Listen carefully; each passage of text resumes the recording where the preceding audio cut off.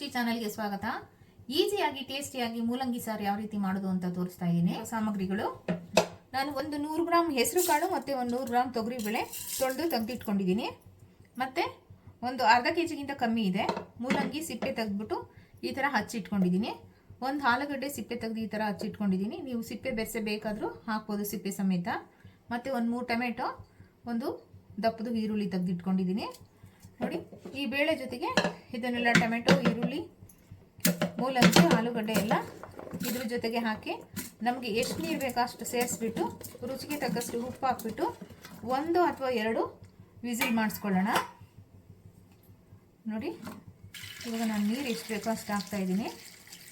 ಇಷ್ಟು ಸಾಕಾಗುತ್ತೆ. ಮತ್ತು ರುಚಿಗೆ ತಕ್ಕಷ್ಟು ಉಪ್ಪು. ಲಿಡ್ ಕ್ಲೋಸ್ ಮಾಡೋಣ. ಇವಾಗ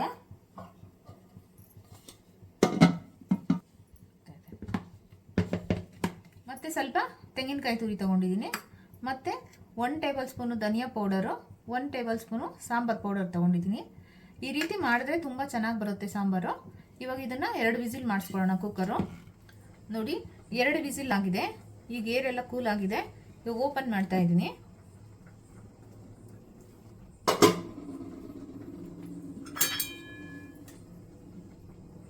ಇವಾಗ ಇದರಲ್ಲಿ ಟೊಮೆಟೊ ಮತ್ತು ಈರುಳ್ಳಿ ರುಬ್ಕೊಳ್ಳೋದಕ್ಕೆ ತಗೊಳ್ಳೋಣ.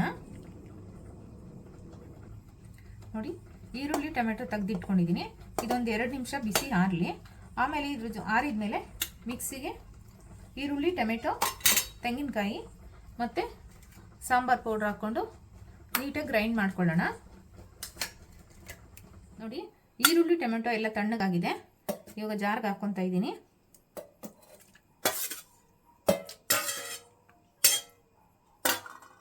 ಮತ್ತು ತೆಂಗಿನಕಾಯಿ ತುರಿ, ಮತ್ತು 1 ಟೇಬಲ್ ಸ್ಪೂನ್ ಧನಿಯಾ powder, 1 tablespoon sambar powder. ಇವಾಗ ಇದೇ ನೀರು ಸಾಕಾಗುತ್ತೆ. ಇವಾಗ ನುಣ್ಣಗೆ ಗ್ರೈಂಡ್ ಮಾಡ್ಕೊಳ್ಳೋಣ. ನೋಡಿ, ನುಣ್ಣಗೆ ಪೇಸ್ಟ್ ಮಾಡ್ಕೊಂಡಿದ್ದೀನಿ. ಇವಾಗ ಈ ಮಸಾಲೆನಲ್ಲೇ ಏನು ತೊಳ್ಕೊಂಬಿಡೋಣ.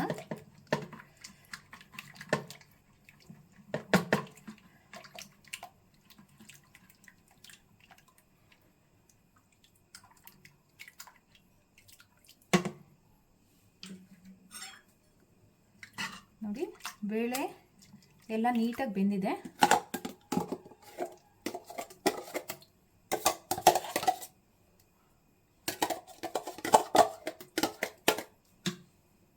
ಇದೇ ಜಾರ್ಗೆ ಸ್ವಲ್ಪ ನೀರು ಹಾಕಿ ಮಸಾಲೆ ಎಲ್ಲ ಚೆನ್ನಾಗಿ ಮಿಕ್ಸ್ ಮಾಡ್ಕೊಳ್ಳೋಣ. ನೋಡಿ, ಇದೇ ಜಾರ್ಗೆ ಸ್ವಲ್ಪ ನೀರು ಹಾಕ್ಕೊಂಡು ನಾನು ನೀರಿನ ಸ್ವಲ್ಪ ಆ್ಯಡ್ ಮಾಡ್ತಾಯಿದ್ದೀನಿ.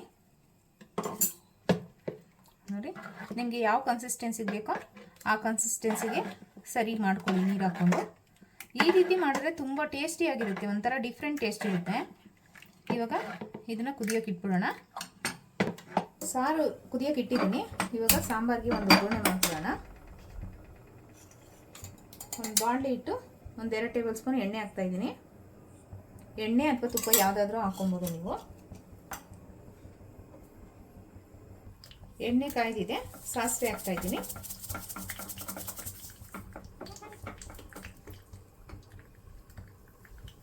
ಸಾಸಿವೆ ಎಲ್ಲ ಚಿಟಪಟ ಅಂದಮೇಲೆ ಕರಿಬೇವು, ಸ್ವಲ್ಪ ಈರುಳ್ಳಿ, ಸ್ವಲ್ಪ ಬೆಳ್ಳುಳ್ಳಿ ಹಾಕೊಳ್ಳೋಣ. ನಿಮ್ಮ ಚಾಯ್ಸ್, ಈರುಳ್ಳಿ ಬೆಳ್ಳುಳ್ಳಿ ನಿಮ್ಮ ಚಾಯ್ಸು. ನಾನು ಇಲ್ಲಿ ಬೆಳ್ಳುಳ್ಳಿ ಏನಕ್ಕೆ ಹಾಕ್ತಾಯಿದ್ದೀನಿ ಅಂದರೆ, ಒಬ್ಬೊಬ್ರಿಗೆ ಸ್ವಲ್ಪ ಆಲೂಗಡ್ಡೆ ತಿಂದರೆ ಆಗಲ್ಲ. ನಾನು ಇವಾಗ ಅದು ಮೂಲಂಗಿ ಸಾರಿಗೆ ಒಂದೇ ಒಂದು ಆಲೂಗಡ್ಡೆ ಹಾಕಿದ್ದೀನಿ. ಇದು ಬೆಳ್ಳುಳ್ಳಿ ಹಾಕಿದ್ರೆ ಅದು ಸ್ವಲ್ಪ ಎಲ್ಲ ಅವಾಯ್ಡ್ ಆಗುತ್ತೆ ಅಂತ ಉದ್ದೇಶಕ್ಕೆ ನಾನು ಬೆಳ್ಳುಳ್ಳಿ ಹಾಕ್ತಾಯಿದ್ದೀನಿ. ಸಾಸಿವೆ ಸಿಡಿತಾ ಇದೆ. ಈ ಸಾಂಬಾರು ಅನ್ನಕ್ಕೆ ಮತ್ತು ಮುದ್ದೆಗೆ ತುಂಬ ಚೆನ್ನಾಗಿರುತ್ತೆ. ಒಂದ್ಸಲ ಈ ರೀತಿ ಟ್ರೈ ಮಾಡಿ. ನಾವು ತರಕಾರಿ ಜೊತೆ ಹಾಕಿ ಮಾಡೋದಕ್ಕಿಂತ ಬರೀ ಸಪ್ರೇಟ್ ಈ ಥರ ಮೂಲಂಗಿ ಮತ್ತು ಆಲೂಗಡ್ಡೆ ಹಾಕಿ ಮಾಡಿದ್ರೆ ತುಂಬ ಡಿಫ್ರೆಂಟಾಗಿರುತ್ತೆ ಸಾಂಬಾರು. ಬೆಳ್ಳುಳ್ಳಿ ಹಾಕ್ತಾಯಿದ್ದೀನಿ ಮತ್ತು ಈರುಳ್ಳಿ ಮತ್ತು ಕರಿಬೇವು ಹಾಕಿ 1 ನಿಮಿಷ ಬಾಳಿಸ್ಕೊಳ್ಳೋಣ. ಈ ಕೊತ್ತಂಬರಿ ಲಾಸ್ಟಿಗೆ ಹಾಕೋಣ.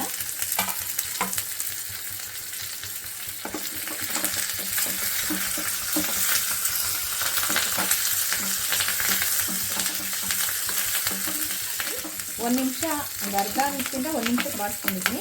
ಇವಾಗ ಒಗ್ಗರಣೆ ರೆಡಿ ಆಗಿದೆ. ಈಗ ಪಕ್ಕಕ್ಕೆ ಇಟ್ಕೊಳ್ಳೋಣ. ಇವಾಗ ಸಾರು ಕುದೀತಾ ಇದೆ. ನೋಡಿ, ಸಾಂಬಾರು ಕರೆಕ್ಟಾಗಿ ಕುದ್ದು ಈ ಕನ್ಸಿಸ್ಟೆನ್ಸಿನಲ್ಲಿದೆ, ಕರೆಕ್ಟಾಗಿದೆ. ಇವಾಗ ಒಗ್ಗರಣೆ ಸೇರಿಸ್ಕೊಂಡ್ರೆ